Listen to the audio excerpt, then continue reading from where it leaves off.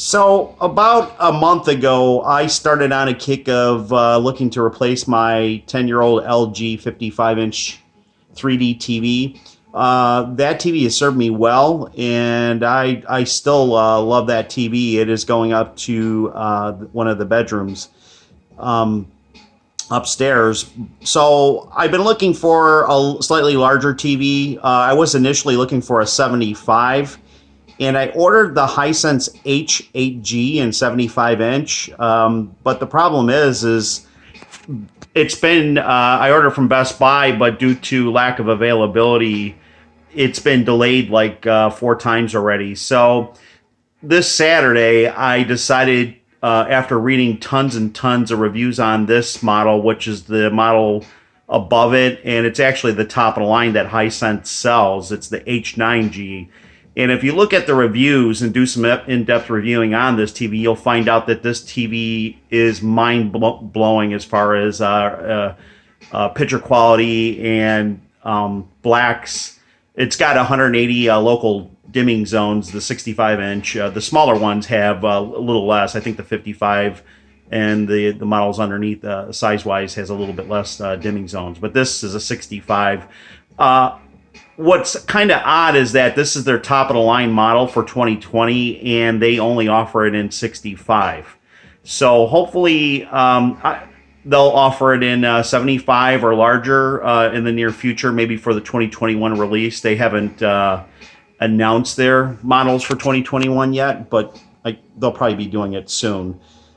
So I took a chance on this one because the HHG was continually delayed, and I started thinking, well, this one is still rated higher in sound.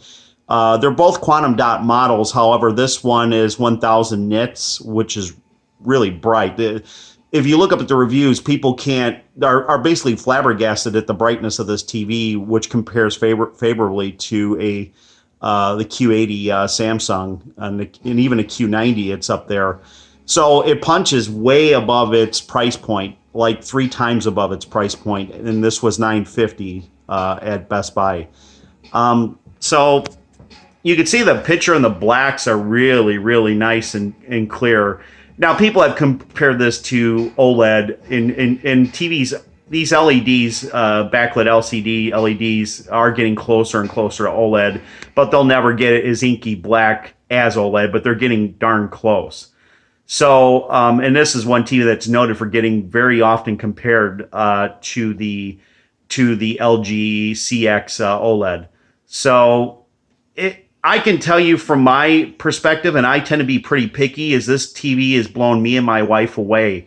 It does have a feature that I think is not talked about, which I probably most people wouldn't even think that it's a big deal, because you can get the little Alexa or Google Home Assist, which I have. And it's funny because I had to unplug it because when you say that, hey, you know what, they both go off. So I'll be moving that one upstairs. But this one has a field mic built in on the H9G. The HHG below it that I initially ordered doesn't have that feature. And I think I didn't really make that a buying point for this TV, but now I'm really enjoying it, because when you walk into a room, you can say, and I'll demonstrate here, hey, Google, turn volume up to 12. Sure. Hey, Google, turn volume up to 1. Okay. Well, down to 1, I mean.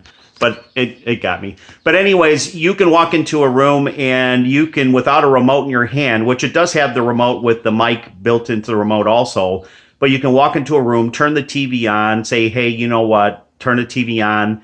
And then at the end of the night, if you want to turn it off, you could just say, you don't feel like fumbling for the remote, you say, hey, you know what, turn the TV off, and it shuts the TV off.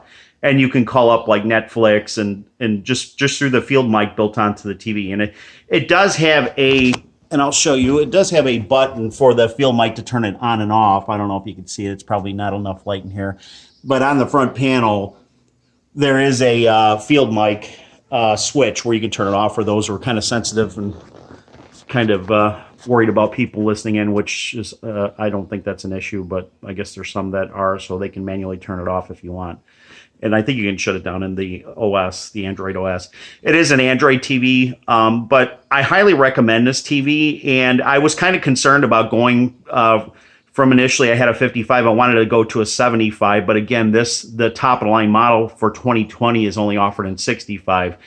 And now looking at the 65, I think I'd rather have picture quality over another, than the 75 with a lesser picture quality, because that HHG, the model below this one that I ordered, is 700 nits. So this one's 1,000 nits. So it's notably brighter, and the sound quality is rating higher too on ratings.com.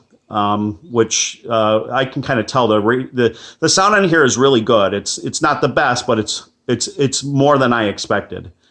So I highly recommend this TV. The clarity is unbelievable. The detail, the brightness. We have a family room here that's got back windows in it with skylight windows, and it can get bright in here during the middle of the day. And this TV already is punching above that brightness, so it doesn't get washed out. So that's where the brightness helps. And that's where I think maybe an OLED wouldn't have worked in this room, but somewhere in the near future, I'll probably own the LG OLED too, because, of course, for inky blacks, you can't beat that. But I got to say, in testing the backlighting on this one and the local dimming, it is unbelievable blacks. It's mind-blowing what they're doing nowadays with local dimming. You're getting very little blooming now, and it's just inky black, getting towards inky black. So a thumbs up to this TV, the Hisense H9G. Don't pass on this TV, trust me. If you're a gamer, it doesn't have the advanced HDMI ports, but I think for most gamers, you'll probably find that it's plenty fast. It is a native, by the way, it's 120 hertz native screen, whereas the HHG and below are 60 hertz, so it is a little bit faster. So, thumbs up, blown away. Like I said, this TV compares to the Sony 990 series, 900 series, and the Samsung 80 Quantum 80 TVs. So, and those are much, much more expensive. This, like I said, $950 for a 65 inch through Best Buy. Really, really recommended. Thanks.